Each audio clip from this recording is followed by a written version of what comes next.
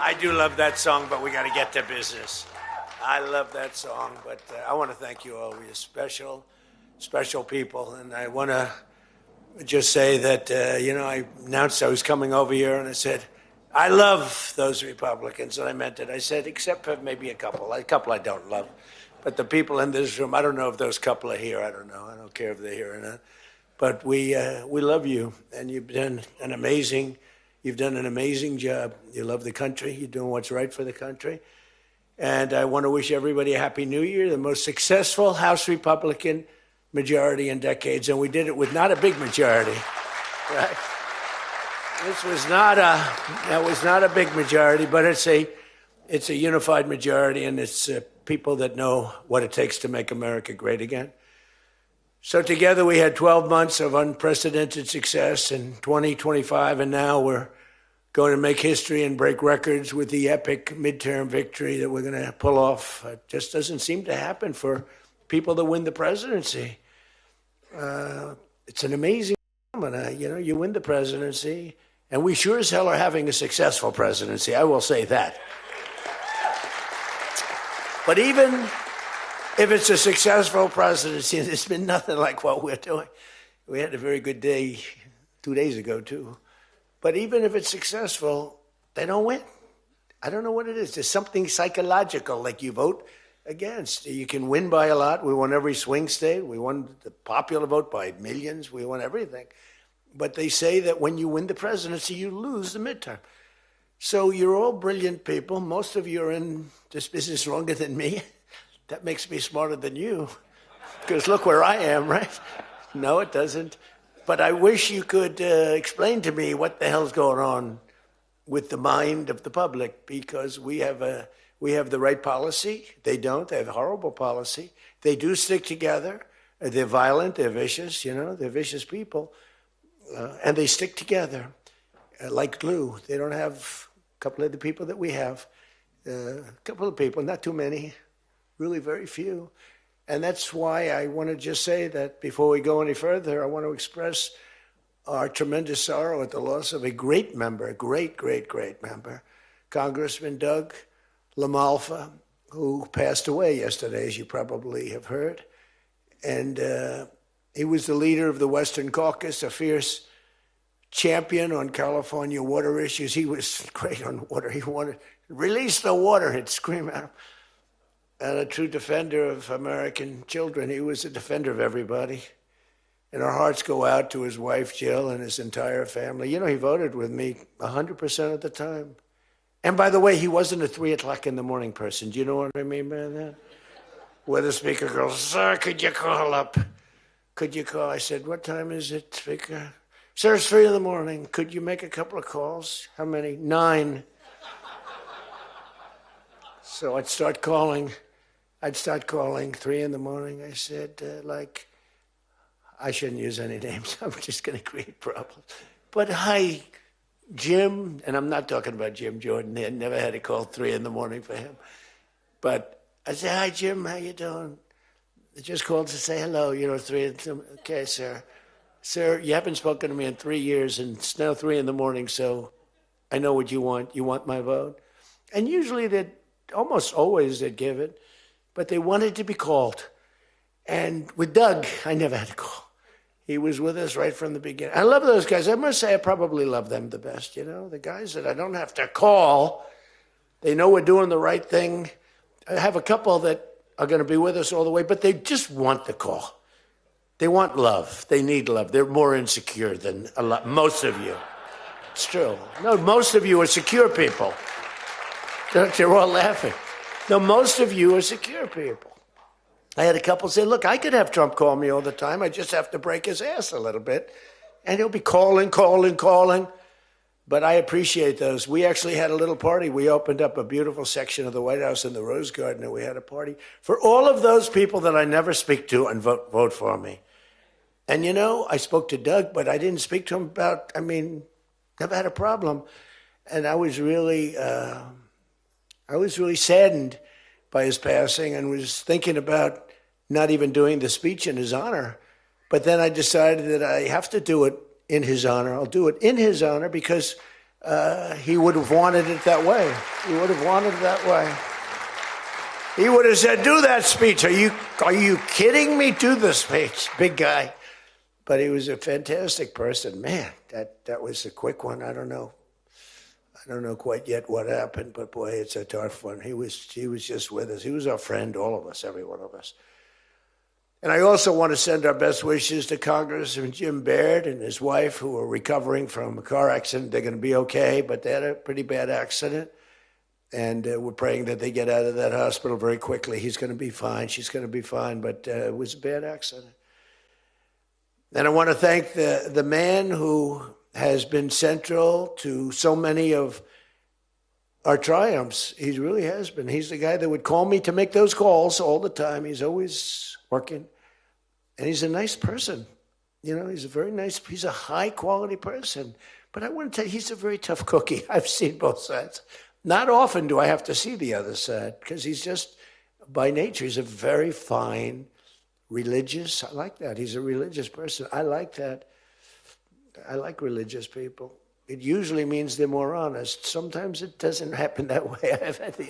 I've had some real religious ones that did numbers on me, and I said, I'm going to get them someday. They got me by surprise, but it's usually good, okay, right? And his name is Mike Johnson, Speaker Mike Johnson.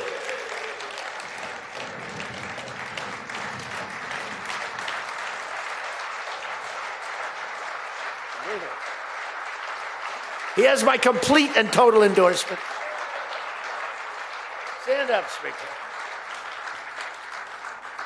So, you know, but it is true. A lot of times they'll say, I wish Mike were tougher. He's tough. He's tough as anybody in the room, actually.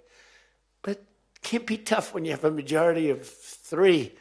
And now, sadly, a little bit less than that. I mean, a little bit less than that, maybe.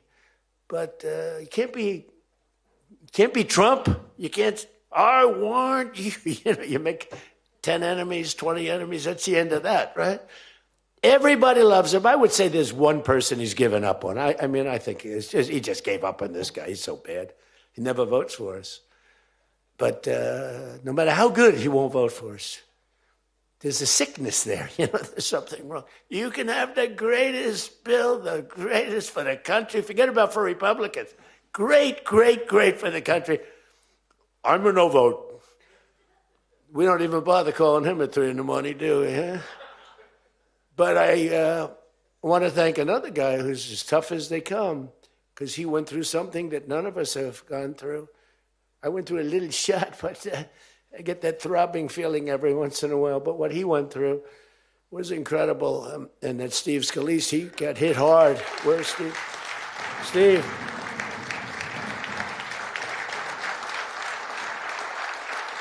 He's a tough cookie. He was dead. I went to the hospital. His wife was crying so much. She was a mess. Oh, yeah, she loves you. That's the only thing I learned about Steve, that he has a wife who loves him. Because I've gone to hospitals where guys are in bad shape, and the wife couldn't care less. She's waiting. She's looking for the next guy. Who's the next guy down the pike? Who the hell is the next guy? He's dying. I said, it's so bad. Oh, yeah. I had one where the dog died and the husband died at the same time. I said, it's so sad. Yes, I love this dog so much. She couldn't give it, and the guy left her a fortune. Can you imagine? I shouldn't have left her anything, but she was much more concerned. It's true. Oh, the dog was devastated. The husband, he was like an afterthought. Your wife loves you, Steve. She's a great wife. Another one who has a great wife, Jackie, is Tom Emmer, right? Look at you. You have a great wife, but you haven't been tested like these guys. You haven't. We don't want to test her, right? She's incredible. She's a strong, beautiful, great person. She's a great person. She actually liked me at the beginning when we were having little fights. We weren't even having fights. We just didn't know each other. And I heard he said something negative about me. He was sort of right about the subject, but you're not supposed to say ever, even though you're right. But Jackie was saying, I'm telling you, he's a great guy. He's good. He's going to be a great president, blah, blah, blah. She was fighting for me. And now I love this guy. He's great. Jackie's right about, she was right about both of us, I think, right? But Tom has been incredible. He's incredible at what he does. He's a great team player. Your conference chair, Lisa McLean, is so strong and powerful and beautiful. Thank you, Lisa. Thank you. Thank you. And I think their broadcast, you know, we said we don't care if the press comes or not. So when I say that, that means that they're broadcasting all this, and I'm letting my feelings out because it's true. I feel that way about so many people in the room. I could say it about many of the people in the room. Some I don't know as well, but many of the people in the room. They're incredible people. You're incredible what you're doing. We also have another one, Richard Hudson, chairman, NRCC. Richard's always in there. Always with a smile. No matter what's happening, Richard. He always has a smile. He's just a positive guy, smart and positive. Thank you, Richard. Really appreciate it. You do a great job. Republican Policy Committee Chairman, Kevin Hearn. Kevin, where are you, Kevin? Thank you, Kevin. Thank you. Did a great job. Every one of you got to be proud of yourselves.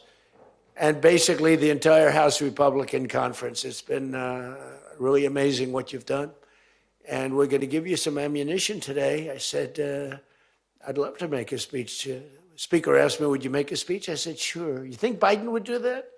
Would you make a speech? What?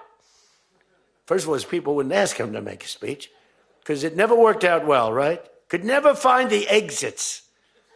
You finish, look, stare here, stare there, stare here. You could jump off the front if you had to. No matter what he did, he got himself into trouble. So basically, they didn't ask him to, but if he did, it wouldn't be good. But it's good with me because, you know, we have so much ammunition. We have ammunition. The problem is the fake news. That's why I like being on. I'd much rather do live television than do non-live because, like, when they say, as an example in my speech, peacefully and patriotically to the Capitol, peacefully and patriotically. Do you know that the Unselect Committee didn't report it, that I said those words? Do you know that the news never reported the words walk or march peacefully and patriotically to the Capitol? Do you know they never reported it? It's a scandal. The Unselect Committee never reported that. They never reported that Nancy Pelosi was offered 10,000 soldiers, National Guard soldiers, whatever you want. No, I don't want them. And the mayor. The mayors were in writing. She was more honorable about it. But Nancy got caught when her daughter did a documentary. She's a documentariist. And she has her mother saying, it's my fault. I should have taken the soldiers or something. I saw that in the documentary. I said, whoa, this was a major story. Has she spoken to her daughter since that, you know? But they just, you know, they are vicious people, even on the attack. And it was an amazing military feat that took place yesterday. Think of it. An amazing military. The people are saying, well, thank you.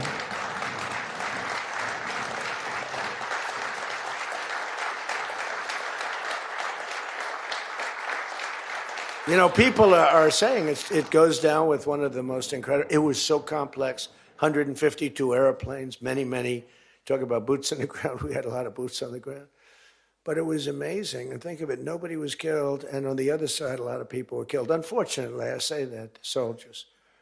Cubans, mostly Cubans, but many killed. And they knew we were coming, and they were protected, and our guys weren't. You know, our guys are jumping out of helicopters, and you're not protected, and they were. But it was so brilliant.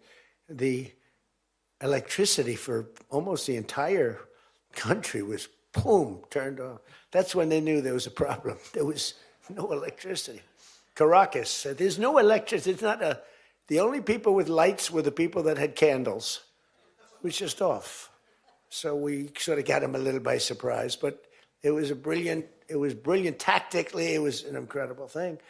But I watched where Schumer, he's such a bad guy. I mean, I've known the guy for a long time, and he's such a bad guy. You know, at some point they should say, you know, you did a great job. Thank you. Congratulations. Wouldn't it be good?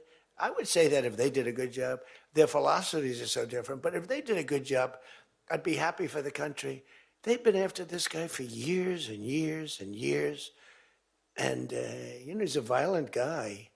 He gets up there and he tries to imitate my dance a little bit. But he's a violent guy. And he's killed millions of people.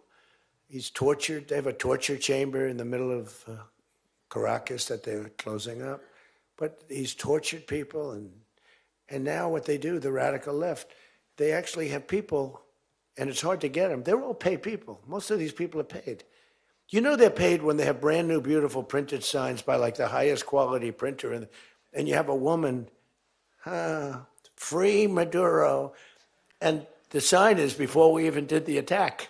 You know, free Maduro. Why do you want him freed?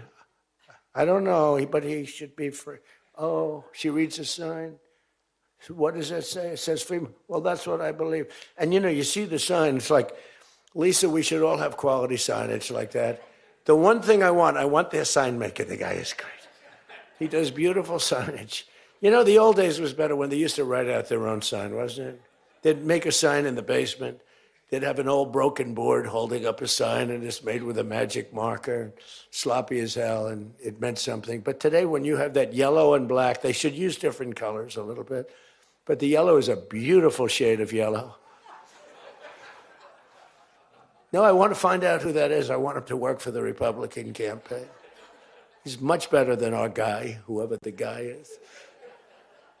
But the United States proved once again that we have the most powerful, most lethal, most sophisticated, and most fearsome. It's a fearsome military on planet Earth, and it's not even close. You know, I've been saying it for a long time. Nobody can take us. Nobody. We don't want to have it. We don't have a discussion, but you read all and you see everything else. Nobody could have done that. Nobody has our weapons. Nobody has the quality of our weapons. The problem is we don't produce them fast enough. We're going to start producing them much faster. We're going to be very tough on the companies. We have the best weapons in the world, but it takes too long to get them, including allies. When allies want to buy them, they have to wait 4 years for a plane, 5 years for a helicopter. We're not letting that happen anymore. We're telling our defense contractors, you're going to start building faster. You know, guy makes... I have a big problem with it. I'm the king. I have sold more Boeings than any human being on earth. They gave me an award, Salesman of the Year. I said, what about Salesman of the in the history of Boeing? I've sold more Boeing planes than any man in history by far, probably over 1,000. Over 1,000 planes. I said, that's the good news. But why should they wait 3-4 years to get a plane? They should build them, get them immediately. The F-35s, it takes too long to get them. The Apache helicopter. I mean, I had India coming to me, sir, I've been waiting 5 years. We're changing it. We're changing it. India ordered 68 Apaches, and Prime Minister Modi came to see me. Sir, may I see you, please? Yes. I have a very good relationship with him. He's not that happy with me because, you know, they're paying a lot of tariffs now because they're not doing the oil, but they are. They've now reduced it very substantially, as you know, from Russia. We're getting rich because of tariffs, by the way. I hope everyone understands that. They hate to report. We're going to have over $650 billion poured into our country or coming in shortly because of tariffs. You know, they're finding all of these pockets of money. A couple of weeks ago, sir, we're off by $39 billion. Oh, is that good or bad? Meaning, do we have it or are we short of it? Sir, it's $39 billion that we can't account for. That means we have an extra 39. Yes, sir. I said, well, what are you saying? We just don't know where it came from. I said, check the tariff shelf. Sir, that tariff doesn't start until September. He said, no. It started about a month and a half ago. Check it. Comes back 25 minutes later. Sir, you were right. It came from tariffs. This never happened to us before, where we find plus 39 billion, not million, plus 39 billion. They were missing We've taken in $650 billion or shortcoming, and that's because I'm being nice. If I want to be, and we have national security because of tariffs. And frankly, we have a big Supreme Court case. I hope they do what's good for our country. I hope they do the right thing.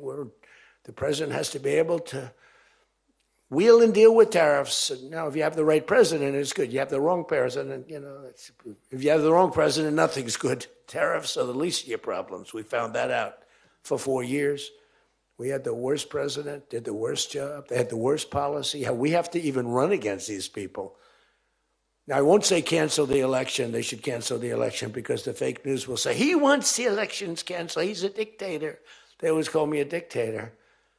Nobody's worse than Obama and the people that surrounded Biden. Not Biden. I don't think it was Biden. He didn't know what the hell was going on, okay? The election was rigged. He had no idea what happened. He still doesn't. The auto pen. And by the way, you ought to make a big deal out of the auto pen. The auto pen was your president because most of the things were signed by auto pen. And you're not allowed to do that. I signed very little. Now I just sign everything because it's just so crazy. But, like I had the other day, we elevated a general to 4 stars. I think you should sign that. That's a big deal. A general did a great job, was elevated to 4 stars. And I had the general in, and I signed it in front of him, held it up. You got to sign that. You can't give it to an auto pen. And you can always tell an auto pen. One thing, it has 2 little tiny dots. You know that? 2 little dots. You know what that's from? 2 pins. They go bing, bing. They're wonderful things. But you got to sign it. And the law is you have to sign it. If somebody's, telling the auto pen person, he has to be authorized by the president of the United States. Well, he wasn't. The guy barely knew the president. How many times did you speak to the president, right? He said 2. And they just spoke about the weather. It was like this. But he was never authorized to sign. And I think 95% of the things were signed by auto pen. You can tell because the auto pen is a nice, clean signature, and his signature's a mess.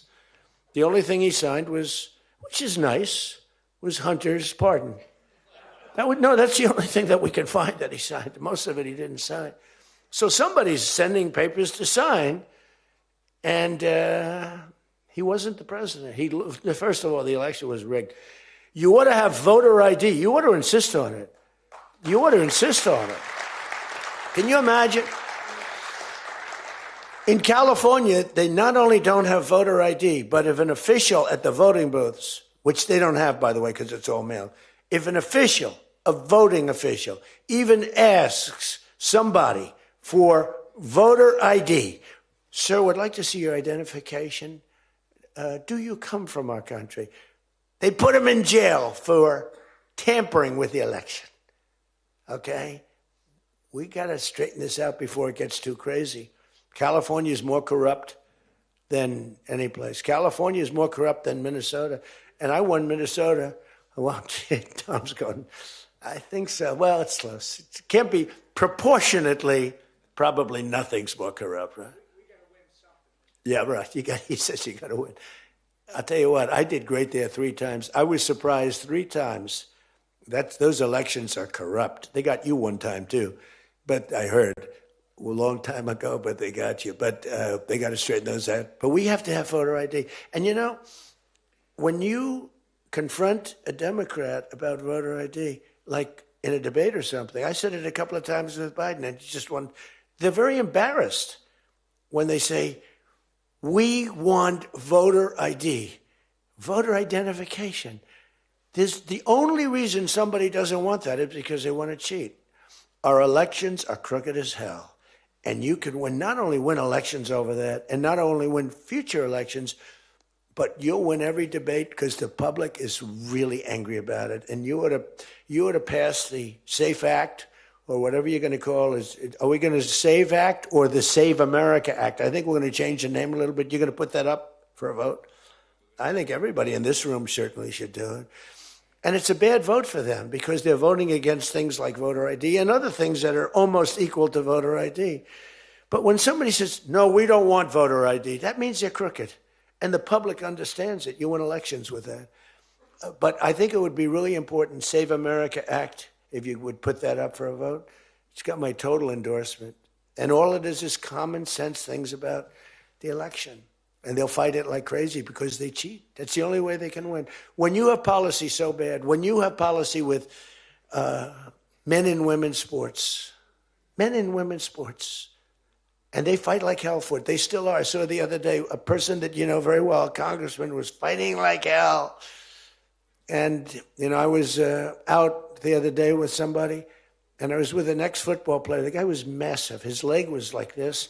And a young woman who plays flag football, and she's very good, supposedly, as an athlete. She's smaller than this guy's leg, okay? And if they were playing football together, he wouldn't even have to run. He could just keep walking. They couldn't take him down. He can't even believe it. But there are so many. They had a race, a long-distance race. They had champion men, women, one of those marathon deals. The man finished 5 hours and 14 minutes and 36 seconds sooner. He beat the champion woman by 5 hours. It's so demeaning to women. It's so ridiculous, right? It's so ridiculous. The weightlifting, take a look at the weightlifting records. One record stood for 18 years, and it was broken by 112 pounds. They couldn't get 1/8 of an ounce, They'd put an eighth of an ounce on. Then she's going to break the record for her mom, who's sitting in the front with her father. I'm going to break it, Dad. And she's out there. We're adding 1/8 of an ounce to each side. This record has stood, ladies and gentlemen, for 18 years. But she's going to do it. She's looking to get into the Olympics, right? And she gets up, and they put a little tiny thing like this, little thing. And my wife, by the way, my wife hates when I do this. She said, she's a very classy person, right? She said, it's so unpresidential. I said, but I did become president. She hates when I dance. I said, everybody wants me to dance. Darling, it's not presidential. She actually said, could you imagine FDR dancing? She said that to me. And I said, there's a long history that perhaps she doesn't know.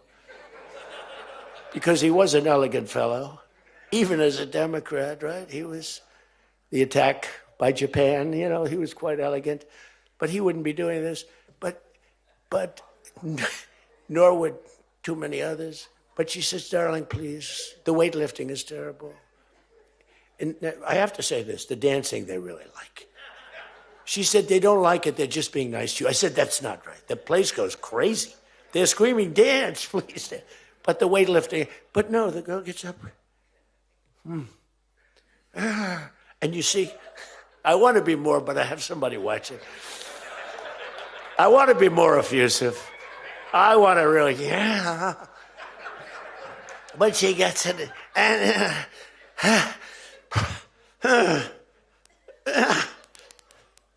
drops the thing, walks off the stage crying. Her mother's crying, her father's crying. Guy gets up. He said, have you lifted before? A little bit. And he walks up. Bing.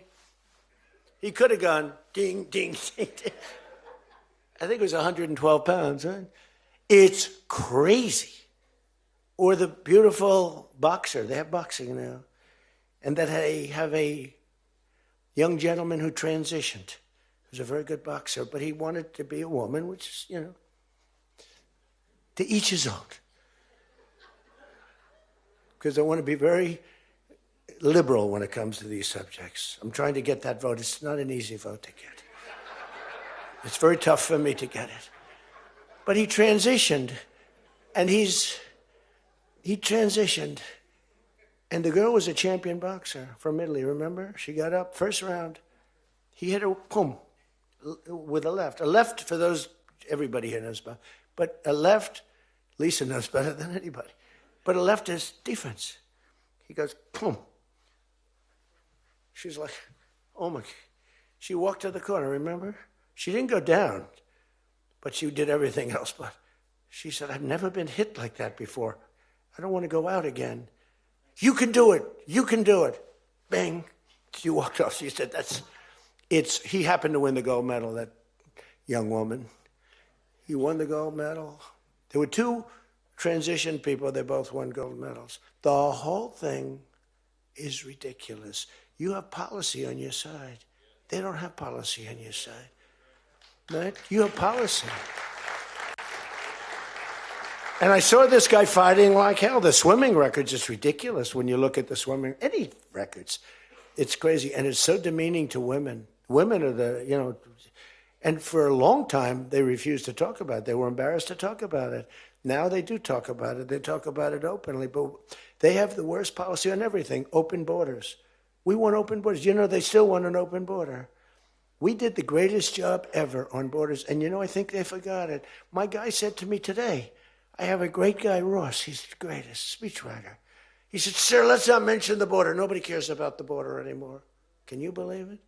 This was the biggest, this was the biggest thing there was.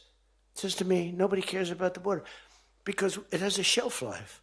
I fixed the border. I fixed it in my first term, but now I really had to fix it. It was much worse, when I came into office. Millions and millions of people were pouring into our country. And I fixed it. And my guy, who's incredible, says, people don't want to hear it, sir. You've done that. The problem is people forget that I did it. They totally forget. They were talking about the other day, we don't like Donald Trump on this. We don't like Donald Trump on that. And somebody just out of the blue said, well, he did an unbelievable job. Who cares about that? They're saying, that's been done. What do we do about that, Mike? Everything you do. It's almost like, what have you done lately is the way you have to run your life.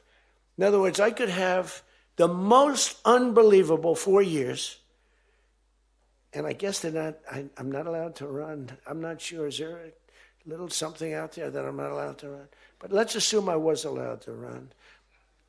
I could have, there's going to be a constitutional movement. No, I could have the most unbelievable 4 years. Everything was great, but in the last week, I made a little slip up in something, and you lose the election. It's like, so we can't let them forget that we did such a great job on the border. By the way, Venezuela, everyone, they're marching in the streets. They love it, except in New York. I mean, where they find these people? These people, and they're not these people are a mess. I know it's not nice to say that. These people are a mess. Where do they find these people? They're the worst looking people I've ever seen. They got hats that are all frayed and they look like, they're all paid. They don't even know what they're talking. When the reporters don't interview them because they know that it's, the press is so anti. It's hard to believe the press could be so anti because it's all common sense. It's not, we're conservative, whatever. Doesn't matter. We're all common sense people. It's not even conservative, it's common sense. But the press has no credibility whatsoever. Think of it. I got 97% bad stories on one network, 93% on the other, and I won in a landslide. You know what that means? The press has no credibility. That's all it means. And we got to keep it that way. So I don't talk too much about the swimming, the weightlifting, the boxing. I don't talk about it. You know why? I want to start bringing it up about a week before the election because I don't want them to correct themselves. I don't want them to say, we've decided that we don't want to have men playing in women's sports. That'd be a devastating blow for us. Because that's, they say it's an 80-20. No. It's about a 98-2 issue. We've decided that we will not have open borders where the entire world, from the Congo, prisons from the Congo, these are extraordinarily tough people. These are people that make our motorcycle gangs look like fine young men. Okay? Our motorcycle gangs are wonderful people by comparison. No, they come in from prisons in the Congo. They come in from prisons from all over the world, but in particular Venezuela, Tren de Aragua. Tren de Aragua comes in, and Tren de Aragua, they say it's the worst gang in the world. It makes our gangs look like little sweethearts. It makes our gangs, you want to take them out to dinner, they're so nice. They cut off the fingers of people. One guy makes a phone call in Colorado. The governor stinks in Colorado. He's no control. So Tren de Aragua, they don't want to do anything about it. So ICE has to go in and take them out because the governor doesn't want to do anything. But they make a phone call. They've taken over my building. The landlord's calling. They took over his building. So the governor doesn't want to do anything. But he calls the police, the guy. They come in. Did you call the police? This is Trindare Rugg. We're talking to the man that owns the building. Did you call the police? Yeah. Boom, they cut off his fingers. If you call him again, the next time your hand comes off. Can you believe it? The guy's walking around, his fingers were cut off. And these are the animals that we're throwing the hell out of here. Washington, D.C. is now the safest city in the country. And you people know that better than anybody because you were, I mean, think of it. You're in Congress, you're respected people, you're afraid to walk outside. Washington, D.C. Now, we had a terror attack 4 weeks ago, and one person's looking down from heaven, and the other one is actually recuperating and going to make it, I think, but really badly hurt, really badly hurt. Most positive mother I've ever, no, my son's going to be fine, sir. The mother was telling me that the night of the attack, I went just like I went to you. I spoke to this incredible woman. Sir, everyone's praying for my son. He's going to be fine. The doctors thought she was, just hoping against hope. There was no chance. And 2 weeks ago, he got up and started walking around. It's amazing, actually. So maybe some really bad, looks like he could be okay. He's going to have pretty bad after effects. But that was a terrorist attack on people that are doing a great job. And it could have been anywhere. But we haven't had a murder. We would have, on average, 2 murders a week in Washington. I don't even like talking about it. Two murders a week in Washington, D.C. We haven't had one in 7 months. People can walk out now. You can walk down with your wife down to the restaurants, which are booming, by the way. I mean, if you go back to before I got in, and we did a pretty good job 4 years ago, but there was never this, in my first term. So when we were during the first term, we were pretty good, but it wasn't like that big of an issue. It became a big issue because people were being mugged all over the place. We had a couple of people working in the White House that were killed. We had one guy waiting for his wife in a car. They said, "Get out of your car." He said, "Well, I'm waiting for my wife." They blew his head off. The wife is walking up to the car. Animals. And then they get angry when I say, "They're animals." Nancy Pelosi, "They're not animals, they're human beings." No, they're not. This is another thing. That's a 98-2 issue also. No, they're animals, and we've taken them out. We've took out over 2,000 people, brought them back to their countries from where they came, or they're in prison now in Washington. Because it's not just like, you have to take the bad ones out. 2%, 3% of the population causes 90% of the crime. Think of it. 2% of the population in Washington, D.C. causes 90% of the crime. So when you get rid of the 2%, we took out over 2,000 people, got them out of the country or in prison. Some were so bad that we didn't want to send them back to their countries because they'll come back in, even though it's hard now, but they're pretty smart. They're sick, but they're smart. But you're now living in one of the safest cities in the country. It's a great thing. You can walk to the restaurants. Restaurants are booming. New restaurants are open. They were all closing. You wouldn't have had a restaurant. And I don't know about you, but to me, those soldiers standing there look so good. I'm not going to feel safe walking down the street without them. I don't think you would either. Even though, we took out so many criminals, I just feel better. To me, they're beautiful. I look at these soldiers, and you feel safe. You feel safe. I don't think if we took them out, even if the crime wasn't much, it would definitely be more. We did a great job in Chicago. They don't want to talk about it. We, against all this slob of a governor, this stupid slob, the family threw him out of the business. He was a dope, and the Pritzker family. But they threw him out of the business. And the mayor, he's a low IQ person, extremely low IQ. We should give everybody, like, these competency tests, right? The cognitive, they call it cognitive.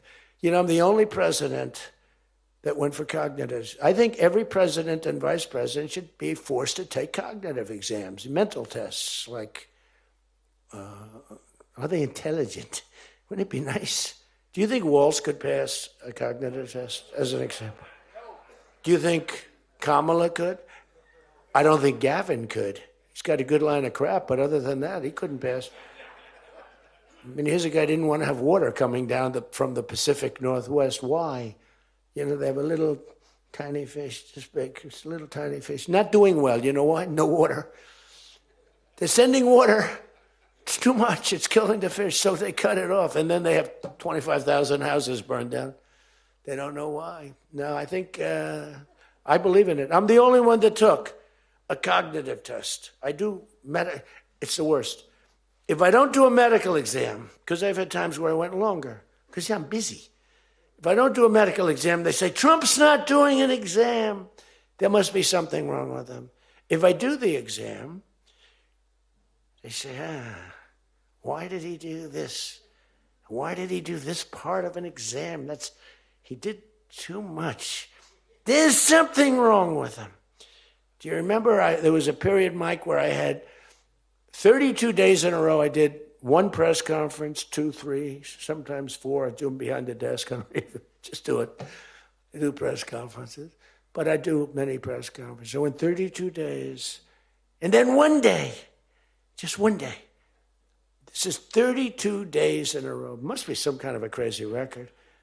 Then one day, do you remember I didn't do one? Because I took Kai, my very brilliant golfer, beautiful young lady who swings the club so beautifully. She's a great scratch golfer and loves playing. Grandpa, would you take me to play golf? So I ran, I play golf in like record. I play speed golf. It's better that way. You know the expression? Miss it quick. No, I play speed golf. But I'm a good golfer. Everybody knows. Anybody that I've beaten in this group. But I love to play golf, but I don't get to play much. But I took off 2 hours, and the press couldn't find me. But they knew I was there because they follow me. And I was getting, are you okay? Guys are calling me up. Some of the guys in this room. Sir, are you okay? Yeah, what's the problem? There's a report, sir, that you're no longer with us. Remember that? No. The report was that I don't want to use the D word. It's such a horrible word.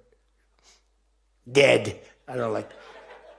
There's a report, sir, that you're no longer with us. I said, well, I just hit a 280-yard drive. This isn't bad. And, it's one of the, and it took me a couple of weeks to get that one straightened out. The new one is they did a report in the fake news New York Times where I worked this day from early in the morning till late in the evening, but we don't give out a full schedule. It's like who the hell wants to give out a schedule to these people? But it's all work.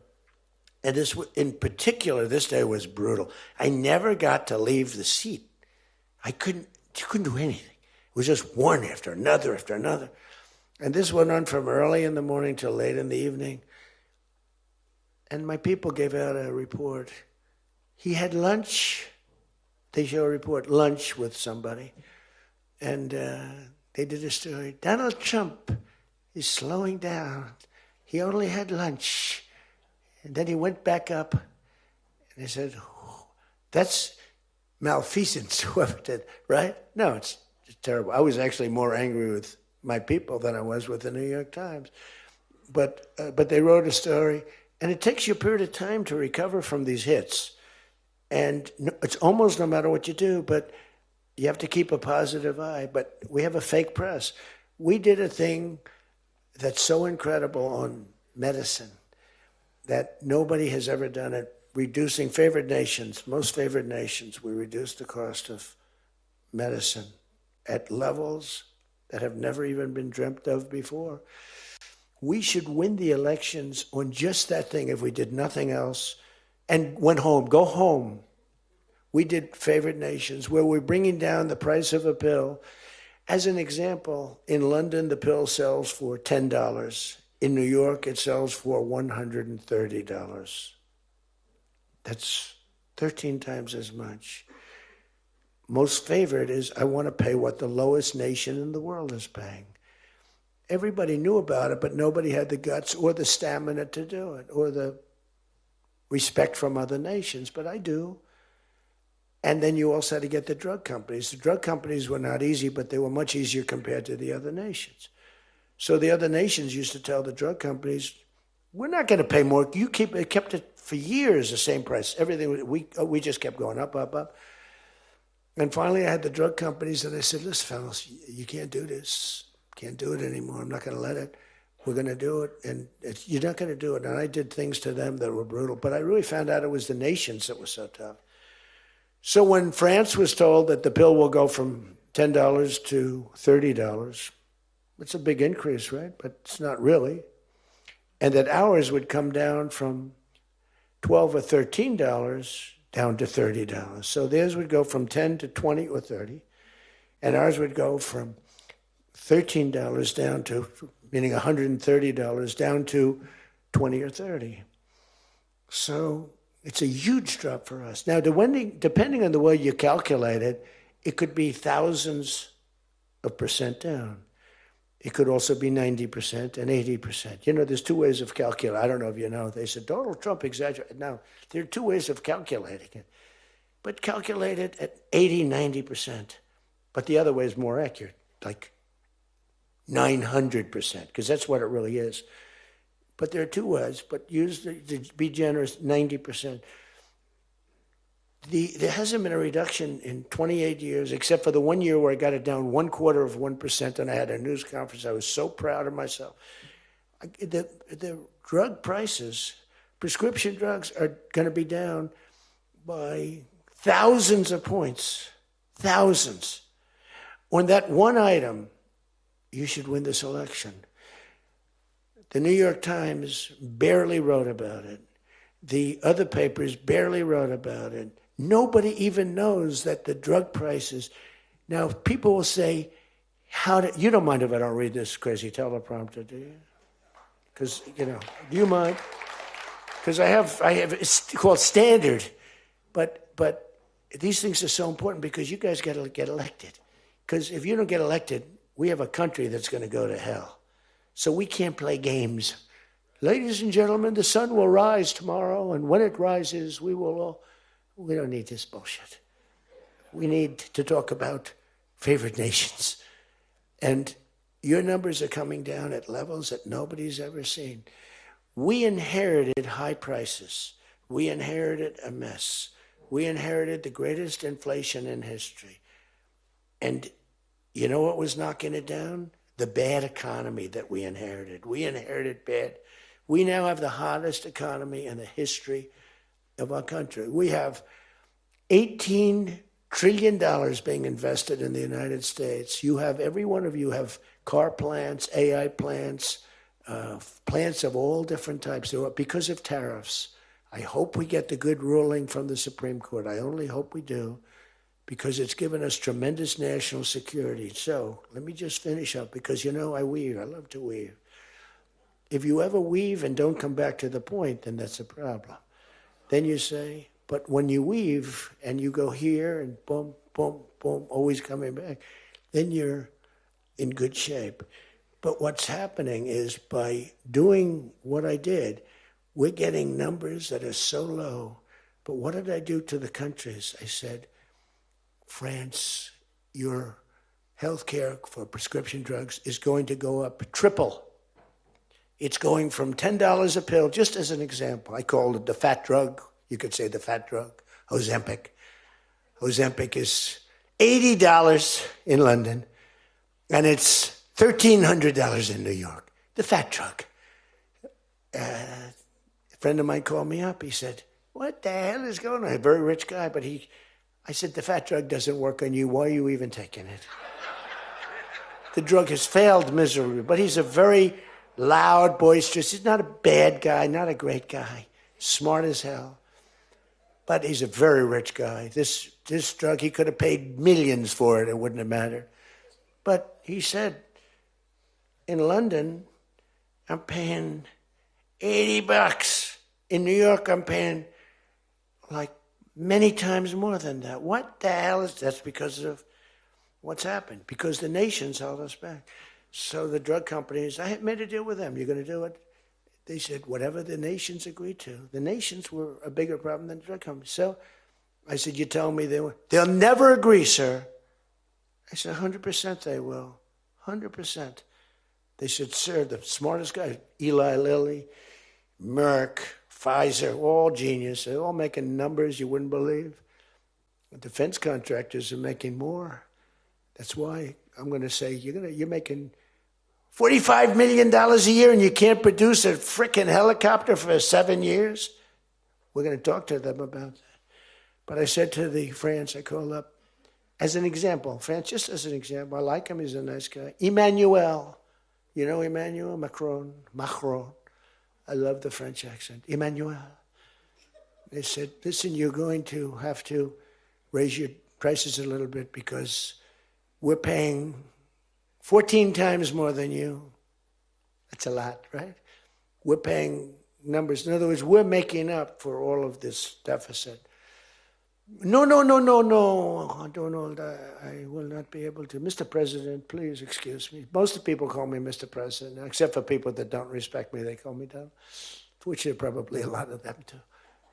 But they said, no. Putin calls me Mr. President. She calls me Mr. President. Emmanuel goes, no.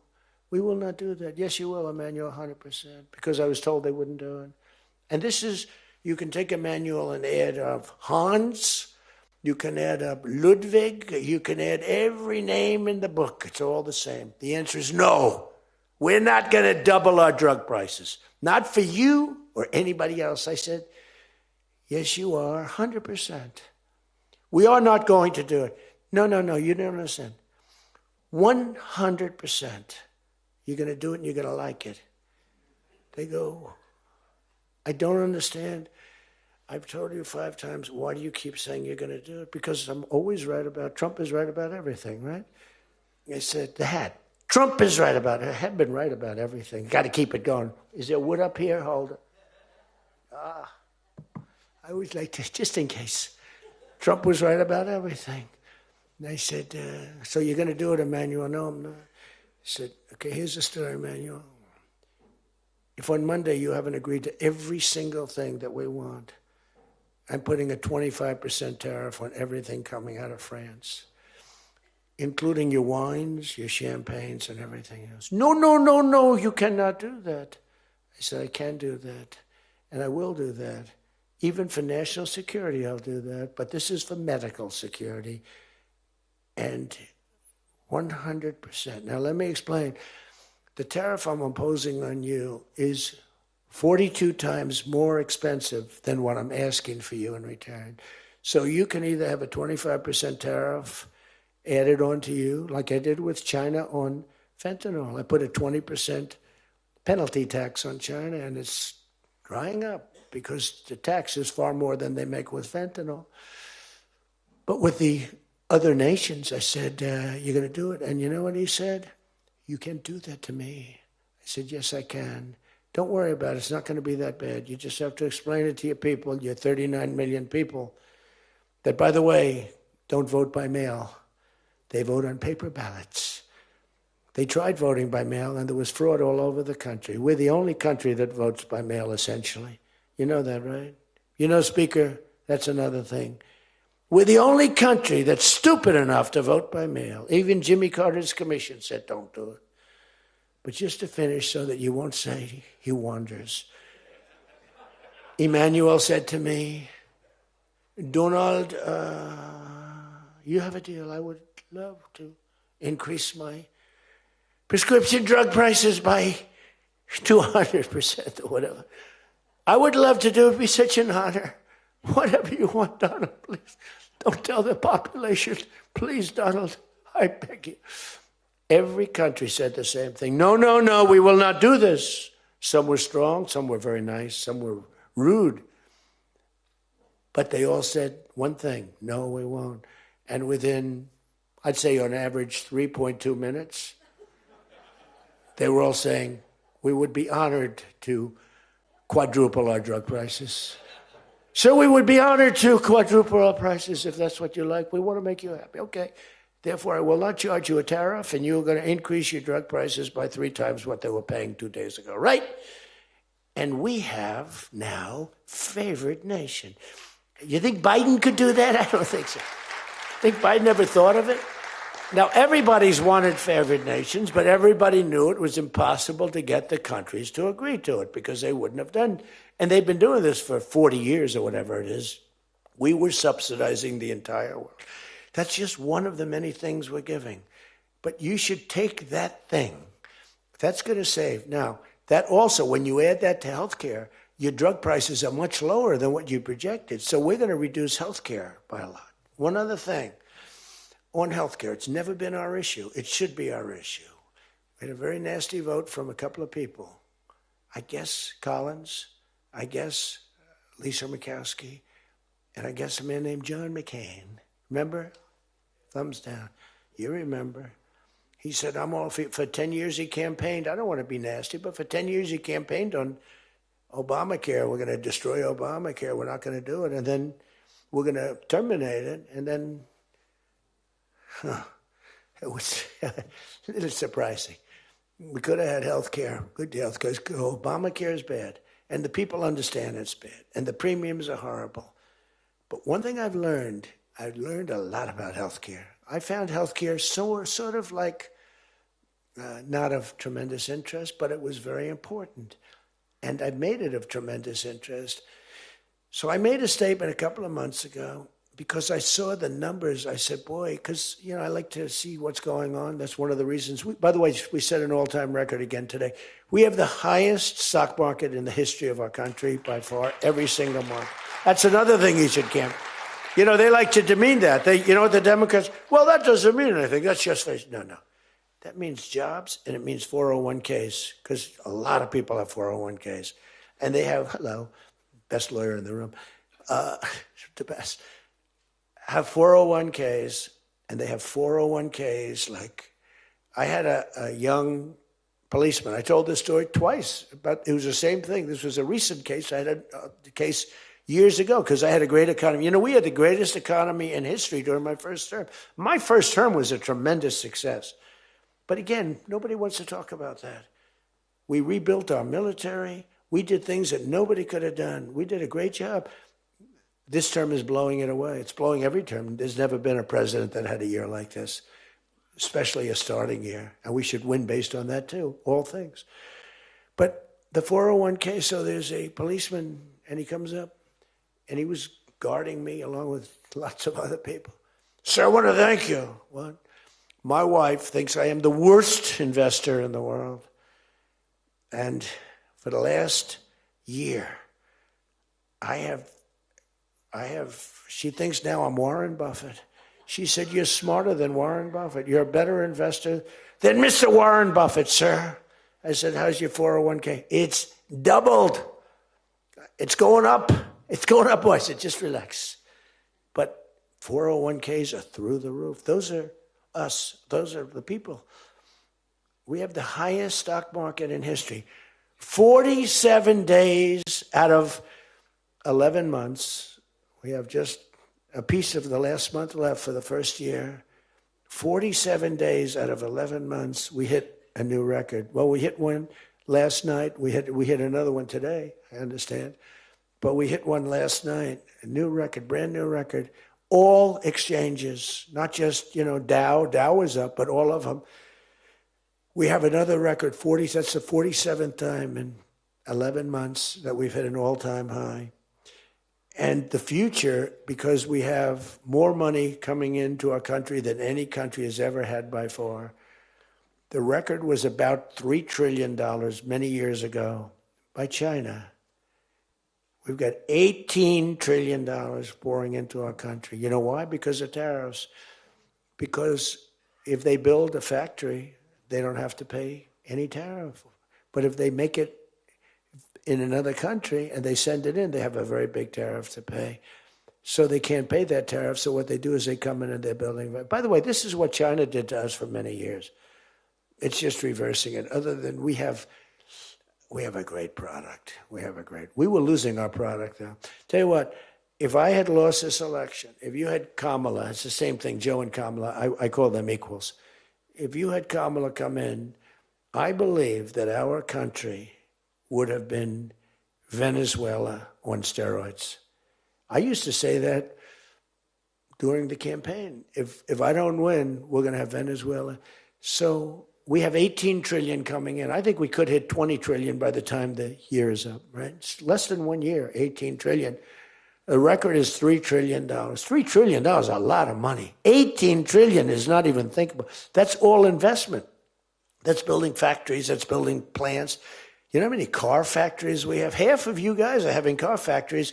Where you are, Louisiana is doing great. Georgia, right next to you, is doing great. Hello. Nice guy. All nice people. Actually, in this room, I can't see it. Is there anybody I'm supposed to dislike in this room? I think that a couple of people maybe didn't show up. There's only one that I really dislike. I mean, the same person that Mike gave up on, because there's something wrong with him. He's a sick person. But there's only one, really. The others, you just have to understand them. You know, they have some problems too. But you just have to sort of go with them and understand them, feel sorry for them. Advise their family, are they okay? Because what we're doing is right. But $18 trillion, car plants being built. I was in Japan. Somebody admonished me, he shouldn't be traveling. I don't like to travel. But when I travel, I make a lot of money for the country, not for me. For me, I don't care. I have a much higher purpose. I have plenty of money. I don't need money. I don't want money. I want to make money for the country. And like I did with Intel. Intel came in, they had a problem. I said, I can solve the problem, but I think you should give the United States 10% of your company. He goes, whoa. I said, yeah, I think I can help you with the problem, but you got to give the United States, not me. Sometimes I'll say, give me, but when I say me, I'm talking about, I'd love to accept it, but I don't think that law enforcement would like that, right? I'm very cognizant of law enforcement, perhaps more than anybody in history. Actually, a friend of mine who's really smart said, you know, you've got to be the most honest guy in history because you have been examined, your books, your records. I have a big business.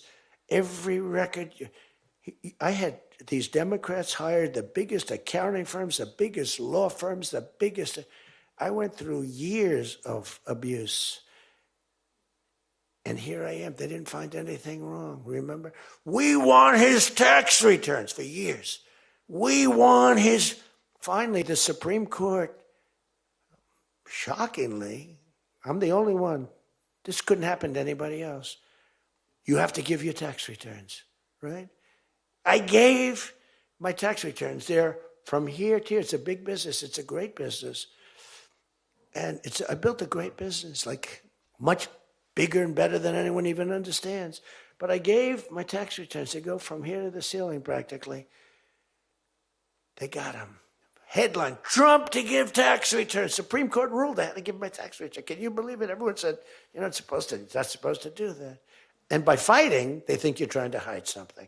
You know, naturally. I gave my tax returns. That's the last we ever heard. They hired the biggest accounting firm in the world, most powerful lawyers in the world. They spent millions and millions of dollars going over those returns. There hasn't been one story that I did anything wrong. So this friend of mine who's highly sophisticated, rich guy, smart guy, said there's nobody that I know that could have gone through an examination like that and not ended up in prison. Nobody ever had to suffer like I did. Nobody ever did that to anybody else. You know, there was an expression, Andrew Jackson was the most abused president in the history of the United States. You know who second was? This is before me. You know who second was? Abraham Lincoln. But he had a civil war, so we have to give him a pass. But Andrew Jackson was treated horribly. He was a great general and a good president. So bad that his wife died. I mean, his wife died. They were horrible. But I just saw a report came out the other day. I blow them away. He never got impeached twice. got impeached twice on nothing. On a perfect phone call, remember? Perfect phone call. Tim Scott, who's a great guy, great, wonderful guy, South Carolina, straight guy, right? He is a good guy, good person. He's an honest person. He read a transcript. Thank goodness I had a transcript. Essentially, the call was taped because they tape calls. I didn't even know. So was that call taped? Yes, sir. I said, oh, well, bring it down. I don't even know. And we read the transcript. It was perfect. It was so good. I told Ukraine not to cheat. And if you see any cheating, report it to the Attorney General of the United States. That was my call. They said, he was trying to intimidate. All I said is, don't cheat. And we have a signed agreement that Ukraine can't cheat. You know that. It's the only country we have actually assigned. They violated the agreement many times, I would tell you. You'll find out. I was right about that too. But nobody's gotten cheated. But this guy said to me, for you to have escaped. But the one thing, and I'll just end it, because Jim Jordan back there, world champion wrestler, 128-1. Whatever happened to the one guy? The Russian. He lost to, how dare you lose to a Russian? Do you know the more impressive record for Jim? Because I'm a big sports person. I love sports. Jim went to high school. As in high school, he was considered like the top wrestler. But he was undefeated in high school. Now, what that means is that as a freshman, he was beating seniors. Is that true? Were you actually undefeated? Seriously, were you undefeated in high school? That means as a freshman, he had to beat seniors, Steve. Nobody could, because there's such a difference between a freshman and a senior. To me, that's more impressive than anything. But I'm also impressed with his fight. Now we have to close the deal, Jim. We got to close the deal. Close that deal. I saw Jim, and the first time I met Jim, I looked at him, and I said, tough-looking guy. But I noticed the ears, they were a little rough. They were a little bit of a rough. Some people would say a little cauliflower on that ear. They said, Jim, have you wrestled before? Yes, I did. Where? Was it Ohio State? Something like, he was an All-American at Ohio State. I said, yeah, I could sort of tell. I look at the ears and I can sort of tell. But have you had plastic surgery on your ears, Jim, now? Because they look better now than they did the first time. They've healed over the years. They've healed. Actually, now you're wrestling with probably much tougher people, the radical left lunatics, right? But anyway, so I just want to leave it by this. I want to say that you are great people.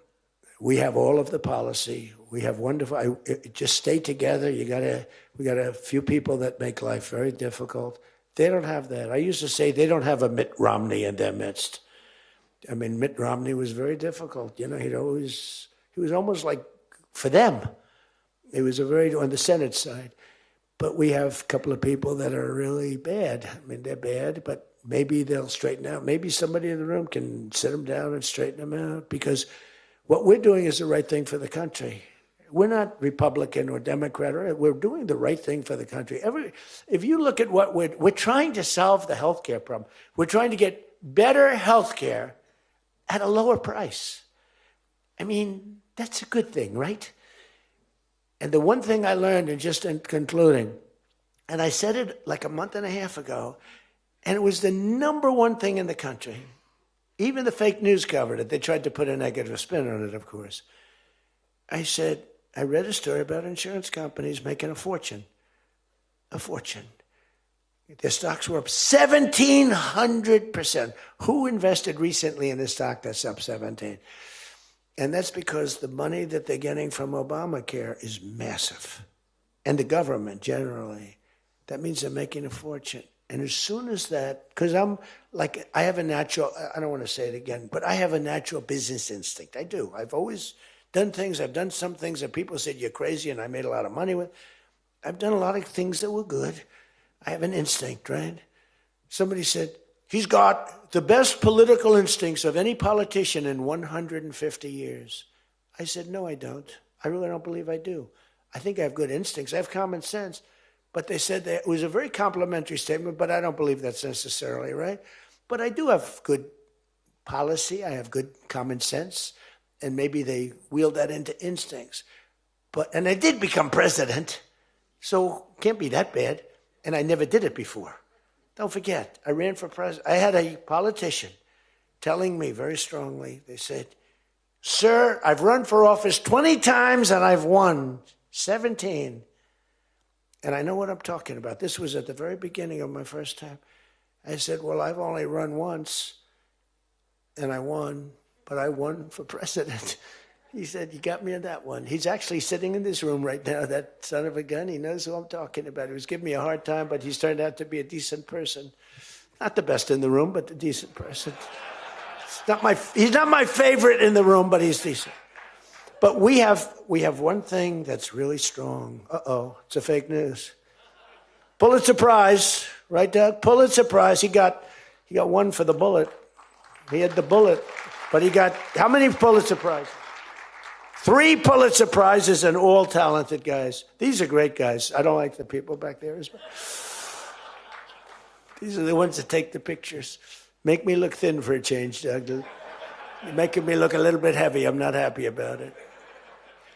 But one thing I did see and find out in the last 2 months, when you tell the people that we want the money to be paid to the people so the people can buy their own health insurance and health care, it's like, and I just said it, and I said it because I read a story on the front page of a certain paper that I don't even mention because it's so stupid paper, it's so bad, it's gone so far off the Wall Street Journal, I don't mention it.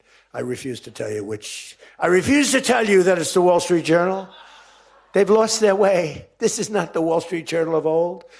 But I read a story on the Wall Street Journal, and it said that the insurance companies are making so much money. They weren't demeaning them or anything, and I guess as an investor, you're happy. When I read that, I said, wait a minute, they're making that kind of money, and they're making it because of stupid politicians, I hate to say, that we allow them to make it. If you guys can get in a room, because, we don't have that as one of our issues. It's the only thing they have. They're lousy at it. They came up with Obamacare. We tried to fight it. We almost had it won, but we didn't get 3 votes. We should have gotten them. But here's, you want to turn this thing, you work on favored nations, you work on borders, you work on all of the things that we talked about, but now you take the healthcare issue away from them, and they want to fight it. You know why? They're all owned by the insurance companies, and they cannot fight it successfully. There's nothing they can do.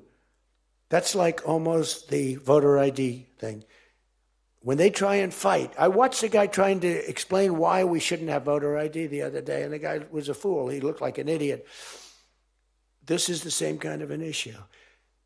Let the money go in the healthcare account or however you do it.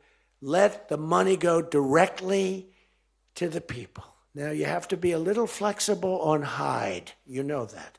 You got to be a little flexible. You got to work something. You got to use ingenuity. You got to work. We're all big fans of everything, but you got to be flexible. You have to have flexibility. I came out with a statement.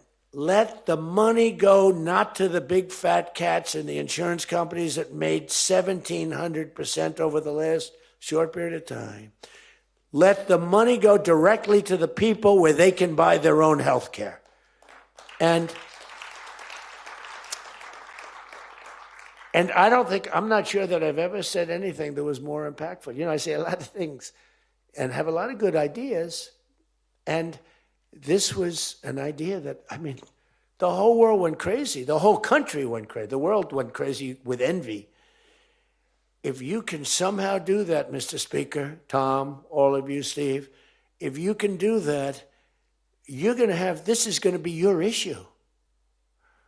And the other thing is fertilization. They're trying to hit us on fertilization.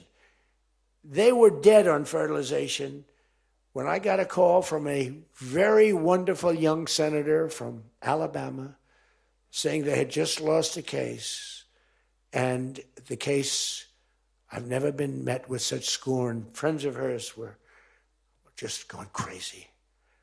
And I said, explain the issue to me. And it was on IVF, the fertilization. A judge ruled against and said all fertilization places have to be closed down, like immediately. It would have been a disaster. And fortunately, I picked it up, and we owned the issue. But now I understand they're trying to make a case on fertilization. You can't let them do that. Very important issue. All of these issues are very important issues. But you can own healthcare. Figure it out. Let the money go directly to the people. It goes in a healthcare account. There are numerous things you can do, but you have to let no money for the insurance companies. I'm going to meet with the insurance companies. I said, I'm going to meet with them because I met with the prescription drug companies. And that's when I found out what was going on with the fact that we were paying 10 and 13 and 14 times more money than Europe and other places. I learned that at the meeting. Now I'm going to meet with them in a few days. I'm meeting with them all, 14 companies. I'm meeting with them all. I'm also meeting with oil companies. Let's go. You know what that's about. We've got a lot of oil to drill, which is going to bring down oil prices even further. But if you can come up with health care, remember this, where the money goes to the people, you have just owned, they can't fight it. They're owned by the insurance companies. You guys don't get money from the insurance companies. They do. They get a massive amount of money. It's their biggest donor. They're going to try and fight you, but they can't win the fight. If you explain it, the money goes directly to the people. That's going to be your issue. The other thing is energy. Your energy prices have come so far down since I'm president. And nobody wants to, I saw on television, energy prices are down 3%. No, they're not down 3%. They were $3.50 and $4. It's now $1.99 a gallon in many stations, and it's going down further. And that's like a massive tax cut. And that's the other thing, tax cuts. No tax on tips, no tax on Social Security, no tax on overtime.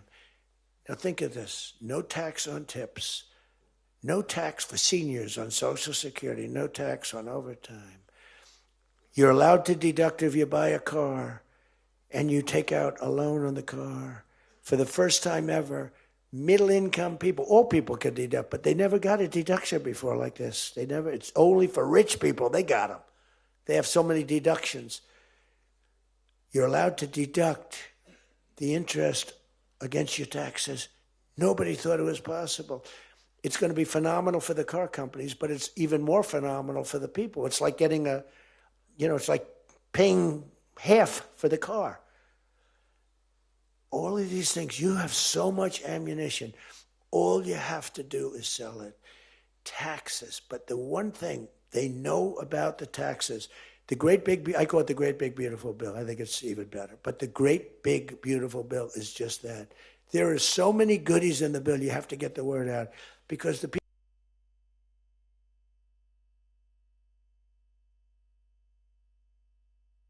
are embarrassed when they do that. If we're going too strong and doing too well, if the lights go off, you're doing well.